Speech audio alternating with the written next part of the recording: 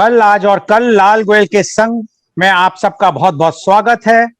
कार्यक्रम कल आज और कल लाल गोयल के संग का सीधा प्रसारण V4 news, global TV, V4 stream, news गांव से, संवाद सरोकार news, organ donation India foundation एवं ज्ञान द्वारा किया जा रहा है। कार्यक्रम कल आज और कल लाल गोयल के संग में हमारा उद्देश्य है आपको रूबरू कराना उन विशिष्ट अतिथियों से जिन्होंने अपने जीवन में बहुत ऊंचाइयों को छुआ है और जिनका जीवन एक प्रेरणादायक रहा है। आज मैं बहुत बहुत स्वागत करना चाहूंगा और उनका परिचय कराऊंगा। अभिनंदन करता हूं श्री दीपक गोयल जी आपका कि आप हमारे कार्यक्रम कल आज और कल लाल गोयल में आए। कल आज और कल लाल गोयल के संग में जो कार्यक्रम है उसमें श्री रोटेरियन दीपक गोयल जी का स्वागत है। Rotarian Deepak Goyal BSc LLB MA English. आप बिजनेस और एंटरप्रेन्योरशिप आपने सन 1962 में, जब आप मात्र 12 वर्ष के थे, तब आपने अपने पारिवारिक कार्य कॉस्मेटिक्स एंड फार्मा इंडस्ट्री से कार्य शुरू किया था, उसमें आप संलग्न हुए थे। आप एसोसिएट एडिटर रहे न्यू स्टेप मैगजीन, अंग्रेजी मैगजीन के, जो कि कॉम्पिटिटिव एग्जाम्स के लिए जानी जाती थी 1965 से 1972 तक। आपने पारिवारिक printing press, Swaraj printing press से भी आपने उसको मैनेज किया 1967 से 1977 तक। आप any railways, north eastern railway में एज ए ठेकेदार 1972 से 1977 तक रहे। आप का ट्रांसपोर्ट बिजनेस भी आपने शुरू किया, जहां पे आप सप्लाई करते थे मथुरा रिफाइनरी को, जो 1972 में शुरू होने, जिसका उद्घाटन हुआ था, शिलान्यास हुआ था, तो उसमें आपने 1972 में सप्लाई का काम शुरू किया था और ट्रांसपोर्ट बिजनेस के रूप में। आप मथुरा मां सरस्वती हॉस्पिटल के कंट्रोलर रहे 1977 से 1983 तक। आप हेड ऑफ द ऑपरेशन रहे BPCL LPG डिस्ट्रीब्यूटरशिप दीप गैस सर्विस मथुरा के 1983 से 1992 तक। आप सरलक्स ग्रुप के कई कंपनियों, प्राइवेट और पब्लिक लिमिटेड कंपनियों के निदेशक रहे। आप इंपोर्ट और एक्सपोर्ट बिजनेस आपने हेड किया 1992 से 1998 तक दुबई में, और आपने 80 से ज्यादा देशों का भ्रमण किया। आप जनरल सेक्रेटरी रहे नेशनल यूथ कांग्रेस मथुरा के सन 1969 से 1974 तक। आप JC क्लब के प्रेसिडेंट रहे 1985-1986 में। आप एक फैमिली काउंसलिंग सेंटर शुरू किया मथुरा में 1998 में। आप इंटेक मथुरा के कन्वीनर रहे हैं आजकल, और आप नेशनल जॉइंट सेक्रेटरी जनरल हैं इंडियन गुडविल सोसाइटी भारत के। आप जो आपने माँ धाम, जो कि एक निराश्रित विधवाओं का स्थान है रहने का, उसमें आप सहयोग दिया अपनी मदर के संग मिलके, जो वृंदावन में स्थापित हुआ 1998 में। आप रोटरी क्लब मथुरा सेंट्रल के अध्यक्ष रहे 2019-2020 में। आपने पहला रोटरी डायलिसिस सेंटर मथुरा में अपने कार्यकाल में शुरू कराया। आप ज्ञान महाविद्यालय के चेयरमैन हैं सन 2002 से।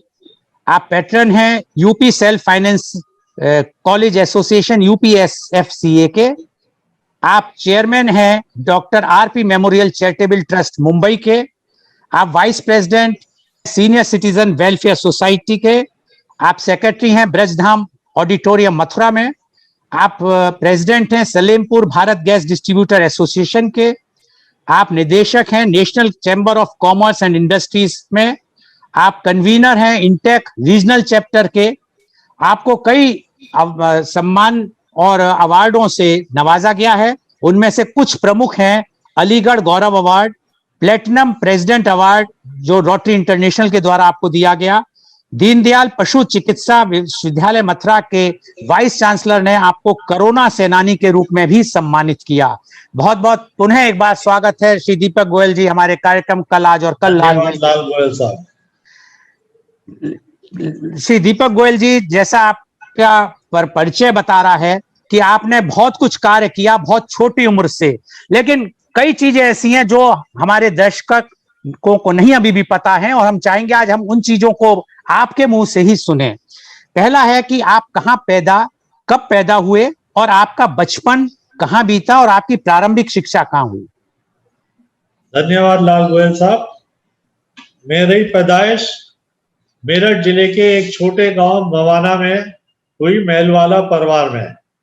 एक संभ्रांत परिवार था। मेरे बाबा जी डॉक्टर रघुनंदन प्रसाद वहाँ के एक लीडिंग डॉक्टर थे और वहाँ पर मेरी पैदाइश हुई। और मेरा बचपन मथुरा में बीता, क्योंकि मेरे father doctor Gyanendra Goyal tuberculosis के प्रथम टीबी डॉक्टरों में से थे कंट्री के। उन्होंने यहाँ एक टीबी हॉस्पिटल का एस्टेब्लिशमेंट किया और यहीं पर मेरा शुरुआत प्रारंभ हुआ। उसके बाद एजुकेशन के लिए जो आप पूछ रहे थे, तो मेरी शिक्षा मेरी नंसार इंदौर में शुरू हुई, दिल्ली कॉलेज इंदौर से। तो वहां से मैंने फर्स्ट और सेकंड क्लास में पढ़ाई करी और मेरे साथ मेरे छोटे भाई भी थे जिन्होंने नर्सरी से और फर्स्ट तक वहां पढ़ाई की। उसके बाद हम लोग मथुरा में के.आर. मोंटेसरी में आ गए और यहाँ पे फिर हमने 3 से 5वीं क्लास तक की पढ़ाई की।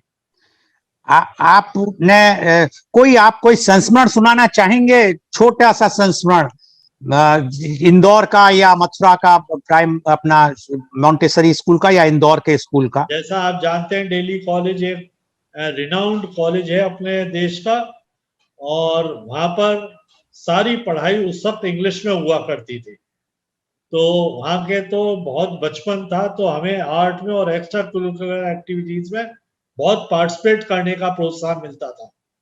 उसके बाद जब मथुरा आ गए तो यहाँ पर हिंदी मीडियम था, वैसे तो मोंटेसरी स्कूल था। तो हमारी टीचर्स हमें इंग्लिश से हिंदी से इंग्लिश में ट्रांसलेट करके क्वेश्चन आंसर देती थी, तब हमारे को पल्ले पड़ता था। तो ये 2 साल कम से कम कंटिन्यू रहा। जहां तक के.आर. मोंटेसरी का बहुत अच्छी याददाश्त है, क्योंकि मेरी हाइट होने की वजह से एक ड्रामे में मैंने पार्टिसिपेट किया था। हमारे संगी उस वक्त के जो आज भी मेरे दोस्त हैं, एक परशुराम बने थे और मैं राम और मेरे साथ लक्ष्मण शिवपाल जी बने थे।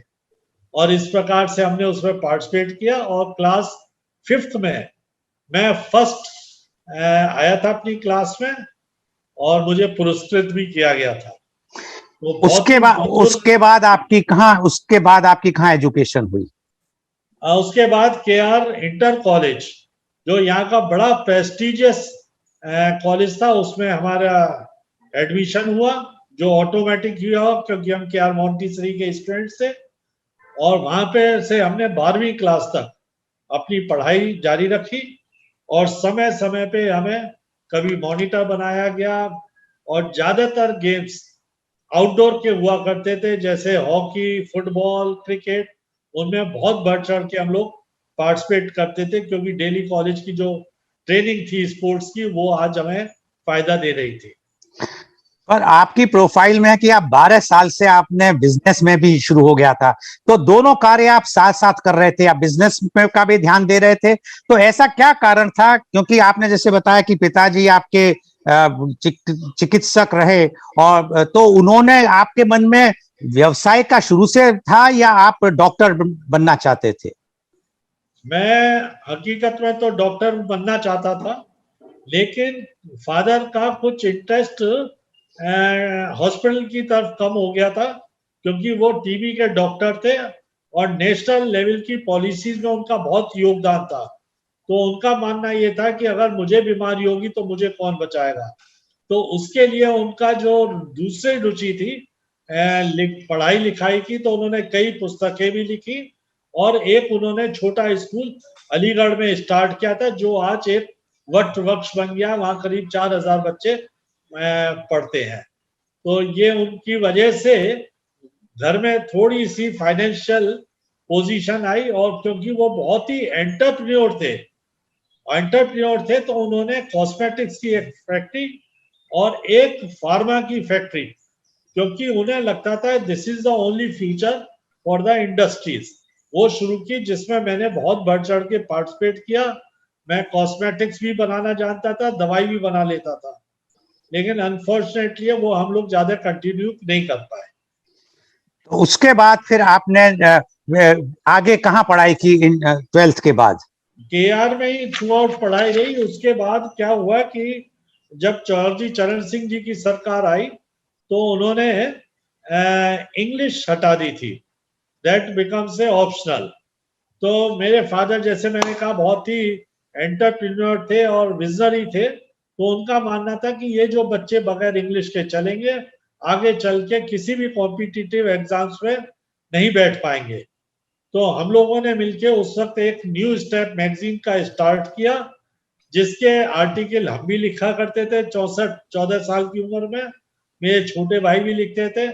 मैंने टाइपिंग भी सीखी सुबह ही सुबह जाकर, और उसे टाइप करके फिर प्रेस में जाकर प्रिंट कराया करते थे। और उसका नतीजा ये हुआ, आगे चल के मेरे भाई कॉम्पिटिटिव एग्जाम में भी आए और सीनियर IAS बन गए। तो आपने जो ये प्रेस के बारे में लिखा है, तो वो प्रेस भी आपने संभाली थी? जब हम लोग अपना पब्लिकेशन का काम कर रहे थे मैगजीन्स का, तो हमें यहाँ की बड़ी मशहूर प्रेस थी मथुरा प्रिंटिंग, उसमें जाके प्रिंट कराना पड़ता था। और क्योंकि मैगजीन को रेगुलर छापना होता था, तो रात रात बैठ के भी हमने वहां पे छपाई करते थे। तो उसका डिसीजन हुआ कि एक प्रेस अपनी लगा ली जाए, तो हम लोग इससे आगे चला सकें। उसके बाद फिर आपने, जैसा है कि आपकी एजुकेशन भी साइड बाय साइड चल रही थी, जी जी। तो आपने उसमें ग्रेजुएशन KR कॉलेज से ही किया, जैसा आप बता रहे हैं? ग्रेजुएशन भी KR कॉलेज से किया, लॉ मैंने BSA कॉलेज से की, और उसके बाद क्योंकि इंग्लिश की तरफ मेरा रुझान था, तो मैंने फिर MA इंग्लिश भी KR कॉलेज से किया। और आपने अस्पताल भी उसी दौरान या उसके पहले बाद में संभाला? उसके बाद में संभाला। उसके बाद में क्योंकि यहाँ मथुरा रिफाइनरी आ रही थी 72 में, तो रिफाइनरी के कुछ लोगों की उस वक्त जो इनॉग्रेशन में मैं इन्वॉल्व था, being a general secretary of youth Congress. और उस वक्त जो इलेक्शन हुआ था MLA का, राम बाबू जी मिश्रा बने थे, उसमें मैंने बड़ा एक्टिवली पार्टिसिपेट किया था, वो जीते भी थे। तब वो जब रिफाइनरी आई, तो उसके अंदर मटेरियल सप्लाई का मैटर था, तो हम 3 दोस्तों ने मिलकर एक ट्रक बनाया, और उस ट्रक का नतीजा ये हुआ, कई ट्रक बने और हमने बहुत सप्लाईज मथुरा रिफाइनरी की फाउंडेशन से हम लोग जुड़े थे। और आपने ठेकेदारी भी नॉर्थ ईस्टर्न रेलवे में, एनी रेलवे में की? उसके बाद में जब बड़े हो गए थोड़े से, तो ये लगने लगा कि हमें अपना अस्तित्व लेना है, तो हमने नॉर्थ ईस्टर्न रेलवे में ठेकेदारी करी अपने ब्रदर के साथ, तीसरे ब्रदर के साथ, और वो एक लास्ट ठेकेदार बन गए हम लोग 80 तक आते आते। लेकिन ठेकेदारी की सबसे प्रॉब्लम लगती थी कि हर वक्त चमचागिरी होती थी और अनएथिकल मेजर्स हमें यूज करने पड़ते थे। तो उसको, ठेकेदारी को हमने कम किया, और उसके बाद में गैस एजेंसी ट्राई करी, क्योंकि ये जितना भी सब डेवलपमेंट है जॉइंट फैमिली का ही डेवलपमेंट है, तो the whole credit goes to the joint family. तो हमारे यहाँ क्योंकि मेरे 4 ब्रदर थे, चारों को हमने शुरू से ही शेयर बना दिए थे। कोई IAS हो गया, कोई डॉक्टर हो गया, कोई बिजनेस में आ गए, और इस प्रकार से हमने इसको स्टार्ट किया ठेकेदारी को। और उसके बाद गैस एजेंसी आई, 2 साल गैस एजेंसी को बिल्कुल एथिकल ढंग से बिजनेस, क्योंकि एक हमारे मिलने वाले वकील थे, उनका कहना यह था कि if it is a business it is not fair, and if it is fair it is no business. तो ये बात हमने लागू नहीं होने दी, और बिल्कुल फेयर बिजनेस की कोशिश की गई, और आज ये एजेंसी अपने आप में 5 सितारा डिस्ट्रीब्यूटरशिप है अपने भारत पेट्रोलियम। जी। और उसके बाद फिर आपने कम प्राइवेट और पब्लिक लिमिटेड में भी आप निदेशक बने? कारण यह था कि मथुरा में हम हॉस्पिटल रन कर ही रहे थे, तो उसी वक्त में इस अस्पताल को, क्योंकि फादर ने 60 में जब प्रैक्टिस कम कर दी, तो मैंने इसे 77 में कन्वर्ट कर दिया to the paediatric hospital. North India में केवल एक गवर्नमेंट का पीडियाट्रिक हॉस्पिटल था दिल्ली में, तो स्पेसिफिक अस्पताल बनाया डॉक्टर BC गोयल के सहयोग से, जो पीडियाट्रिक हॉस्पिटल था, और करीब करीब 100 पेशेंट पर डे रहते थे इंडोर में। तो फिर उस वक्त ये आया दिमाग में कि इंडिया में डायग्नोस्टिक सेंटर्स की बहुत कमी है, तो मैं, मेरे और सब भाइयों ने डिसीजन लिया, और हमने डायग्नोस्टिक सेंटर 1985 में उसकी शुरुआत की, और वो फिर हिस्ट्री हो गई। 5 शहरों में हमने डायग्नोस्टिक सेंटर चलाए, डॉक्टर रेड्डी और थायरोकेयर और अलग अलग जो कंपनीज हैं उन्होंने हमारे से प्रेरणा लेके अपने अपने अस्पताल और डायग्नोस्टिक सेंटर्स खोले। जी, और आप उसके बाद आपने सामाजिक कार्यों में भी आप आए, जैसे आपने जेसीस क्लब का आप अध्यक्ष बने और आपने फैमिली काउंसलिंग सेंटर वगैरह शुरू किए। तो ये प्रेरणा आपको, सामाजिक कार्य की प्रेरणा आपको कहाँ से मिली? जैसा आपको मालूम है, मेरी मदर बड़ी रिनाउंड सोशल वर्कर थी। अगर मैं कहूँ कि अति नहीं कहता हूँ कि मथुरा में 90% सोशल जॉब्स गवर्नमेंट या प्राइवेट उन्हीं के द्वारा चालू किए गए थे, तो वो हमने इनहेरिट किया था। काका कालेलकर और बहुत लोग यहाँ पर आए थे और अलग अलग प्रोग्राम से हमने पार्टिसिपेट किया। जहां तक सवाल है कि क्या पूछे थे आपका, फैमिली काउंसिल सेंटर और इंटेक आपने के कन्वीनर भी आप बने, जेसीस क्लब में भी आप अध्यक्ष बने। जेसीस क्लब का मैं मेंबर बन गया था, तो उसी दिनों में हम लोगों ने ये क्लब फॉर्म किया था और 85 में मैं इसका प्रेसिडेंट रहा। उस साल इलेक्शन जो हुआ था उसमें हमने जो यहाँ के कैंडिडेट थे कांग्रेस के, उन्हें हमने मेंबर बनाया और उनका पूरा इलेक्शन हम लोगों ने फाइट किया। और जेसीस ग्रेटर के साथ बहुत बढ़िया मेरा एक एक्सपीरियंस था। हमारे जो छोटे भाई थे उनके लिए एक जूनियर जेसीस विद इन जूनियर जेसीस बनाया, और आज ताज्जुब करेंगे वो 20-25 लोग हमारे यहाँ ट्रेंड होकर, और वो सब मेन ग्रेटर जेसीस के प्रेसिडेंट हैं, और सब के सब आज की तारीख में 250 मेंबर हैं, और on premium the membership goes on. और आप इंटेक के कन्वीनर रहे मथुरा के? जी, इंटेक शुरू से 82 से ही मेरी मदर इसकी कन्वीनर थी।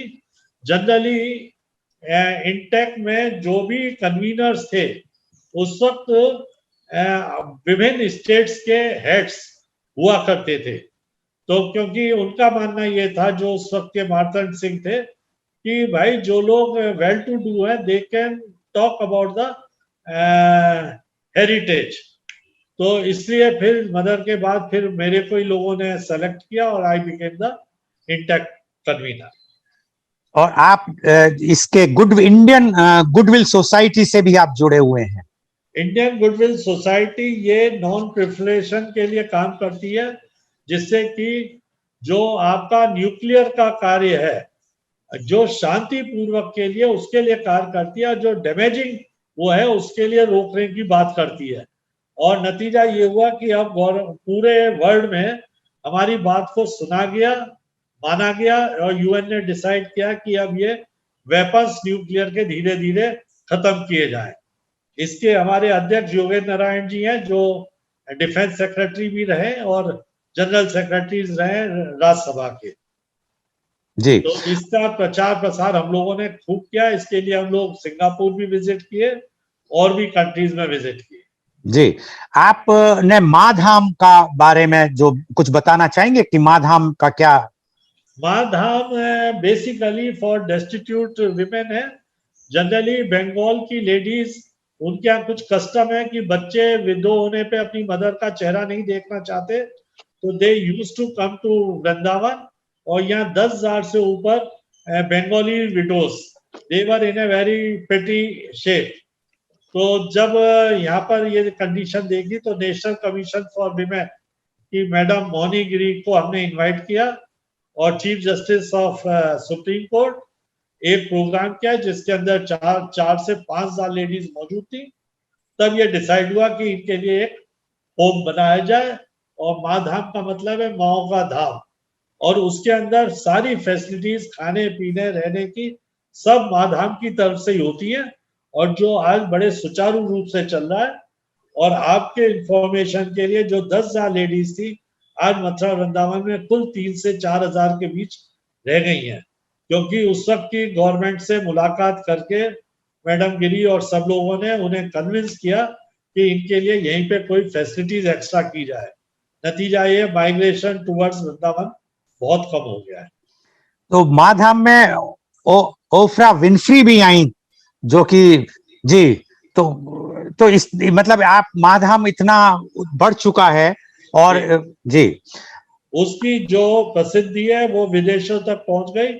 जी, और जो अपनी विजन की वहां की star and richest women of the world Oprah Winfrey वो आई and she stayed there for 3 hours और उन्होंने उसको समझा, उस प्रोजेक्ट को सराहा और अपने कंट्री में टीवी शो में इसके बारे में भी बात की। जी, आप रोटरी क्लब के भी अध्यक्ष रहे 2019-20 में और आपने पहला रोटरी डायलिसिस सेंटर भी शुरू किया, तो कुछ बताना चाहेंगे इस बारे में?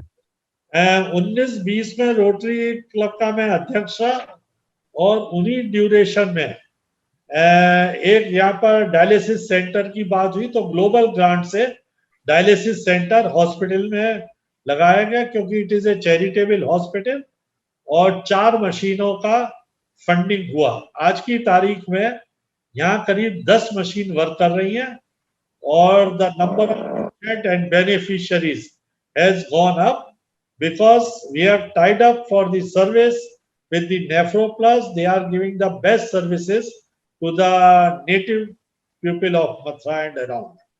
जी, तो उसके बाद आपने, अब मैं आपके शिक्षा के उस पे आ रहा हूं, तो शिक्षा में आपका रुझान कैसे हुआ? आपने बताया था कि पिताजी ने स्कूल एक शुरू किया था, जो बच्चों का स्कूल था, लेकिन आपका आया है कि ज्ञान महाविद्यालय में आप 2002 से जुड़े, उसके चेयरमैन बन गए, तो उसके बारे में कुछ बताएं। फादर के जाने के बाद फिर उस स्कूल को मुझे ही देखना पड़ा 2002 से। At that time about 30 students were there और आज की तारीख में करीब 3000 स्टूडेंट्स वहां शिक्षा प्राप्त कर रहे हैं और ये यूपी के गिने चुने 2-3 कॉलेजों में से एक कॉलेज है जिसे नाक द्वारा एक क्रेडिट दिया गया है और यहाँ पे हमने बहुत से इनोवेटिव प्रोग्राम्स स्टार्ट किए जो जनरली कॉलेजेस में नहीं होते, जैसे नियर बाय के 14 विलेजेस एडॉप्ट किए हुए हैं, वहाँ के बच्चों को मोटिवेट करते हैं। वो बच्चे जो हमारे यहाँ एडमिशन लेते हैं उन लोगों को फीस में हम लोग स्कॉलरशिप के रूप में फीस देते हैं। जो लड़कियां उस गांव की हमारे यहाँ पढ़ के निकलती हैं तब उसके बाद में उसको हम ट्रेनिंग देके एक सिलाई मशीन उसकी शादी पे कॉलेज की तरफ से प्रेजेंट करते हैं। इस प्रकार से बहुत इनोवेटिव प्रोग्राम्स हम लोग कॉलेज की तरफ से चला रखे हैं। अभी विगत 1.5 वर्ष से जो कोविड का कहर रहा है, तो उसमें आपने फिर क्या किया? क्योंकि आप कॉलेज से भी जुड़े हुए हैं, अस्पताल से भी जुड़े हुए हैं, गैस सर्विस से भी जुड़े हुए हैं और तीनों ही सर्विसेज ऐसी हैं जो उनका की सीधा जो है एक तरह से जनता जनार्दन से सीधा उनका कनेक्शन होता है, तो फिर उसमें आप उस दौरान आपका क्या कार्य हुआ? उस ड्यूरेशन में कोविड के वक्त में तो हम लोगों ने कॉलेज में सबको सबको वैक्सीनेशन के लिए मोटिवेट किया। हमारे यहाँ जो एनएसएस और रोटरी क्लब की ब्रांच है कॉलेज में, उन बच्चों ने घर घर जाके लोगों को वैक्सीनेशन के लिए मोटिवेट किया और हम लोग जितनी गवर्नमेंट की पॉलिसीज आती हैं उसके बारे में भी वहां पे बच्चों को हम लोग विलेजेस को डेवलप करते हैं। जहां तक अस्पताल का सवाल है, यहाँ पे भी कोविड के ड्यूरेशन में हम लोगों ने डायलिसिस सेंटर कंटिन्यू रखा और इसलिए रखा क्योंकि patient can not afford to go out, चारों ओर लॉकडाउन था और आप ताज्जुब करेंगे एक दिन भी हम लोगों ने डायलिसिस सेंटर को बंद नहीं होने दिया, जबकि ज्यादातर सेंटर्स बंद हो चुके थे। और इसी प्रकार कोविड के लिए बीइंग ए रोटरी प्रेसिडेंट हम लोगों ने करीब 50 से 60 लाख रुपए के खाने के पैकेट माइग्रेंट लेबर्स को बंटवाए, फ्रूट्स बंटवाए। इस प्रकार से हम लोगों ने, और आपके डिस्ट्रिक्ट एडमिनिस्ट्रेशन को हम लोगों ने फेस मास्क प्रेजेंट किए, मास्क प्रेजेंट किए, शील्ड प्रेजेंट की और चीफ मिनिस्टर फंड्स को भी हम लोगों ने कॉलेज की तरफ से 2 लाख रुपए cash भिजवाए।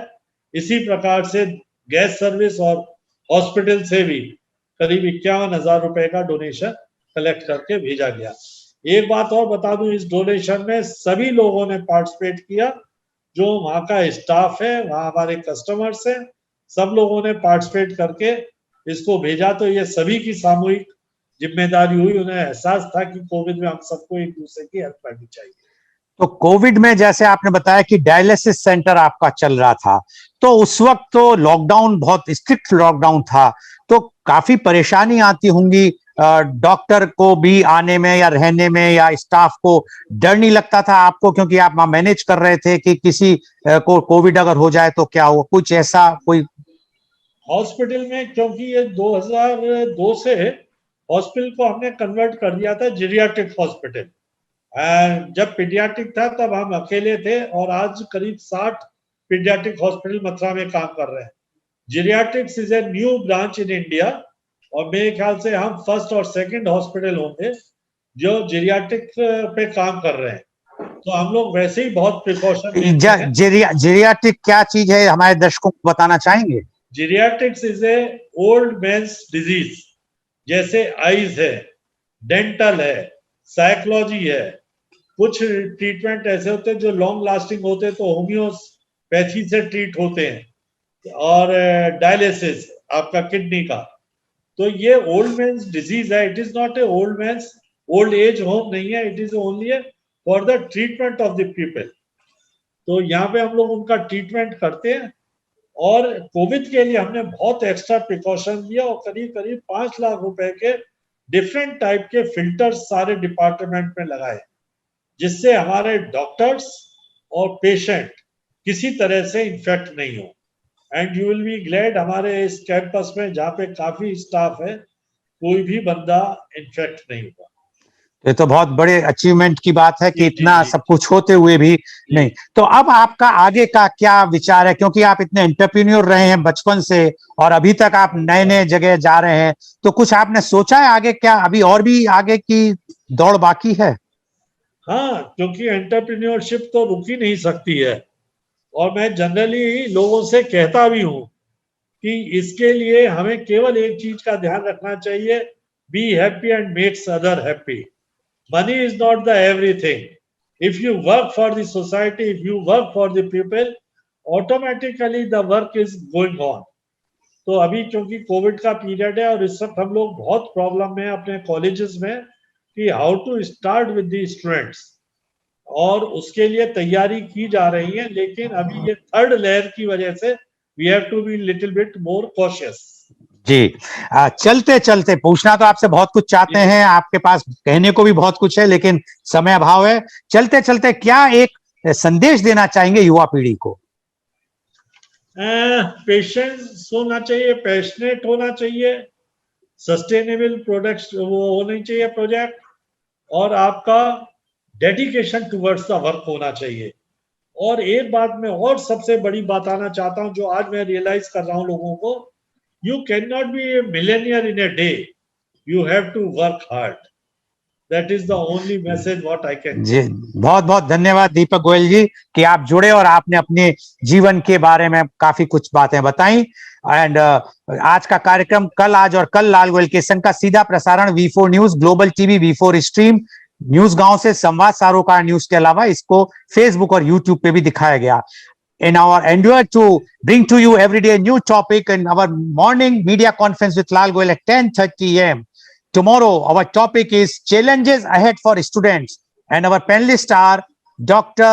Karunaswamy Ramanathan, Director, School of Management, Sri Saraswati Tyagaraja College, Coimbatore; Professor Dr. Janeshwar Pai Marur, Professor Justice K.S. Hegde, Institute of Management, NICTE; Miss Kamini Kalra, Personality Development, Communication Skills, Life Skills Consultant, Chandigarh; Dr. N. Kavita, Professor of Management, RD National College of Arts and Science, Erode. So please tune in tomorrow for media conference with Lal Goyal at 10:30 a.m.